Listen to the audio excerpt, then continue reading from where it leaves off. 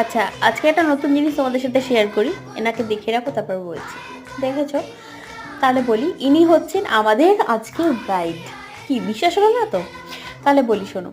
ও তার আগে শোনো, আমি যেখানেই সাজাতে যাই নতুন কিছু দেখে আমি ক্যাপচার করি আর তোমাদের সাথে সেটাই শেয়ার করি। দেখতে পেলে ওটা ঝিনুক দিয়ে ধরি, আর ওটা সাঁওতালের একটা পোর্ট্রেট হাতে আঁকা। আর ইনি হচ্ছেন, আসল কথায় আসি, ইনি হচ্ছেন আজকের ব্রাইড। তো এনার 50তম বিবাহবার্ষিক পূরণ হচ্ছে। ব্রাইড বলতে সে অর্থে ব্রাইড নয়, কিন্তু এটাকে বউয়ের কনের মতনই সাজানো হয়েছে। উনি বলেছেন যে আমি তো বিয়ের সময় এরকম সাজিনি, আমাকে এরকম সাজিয়ে দিবি তোরা।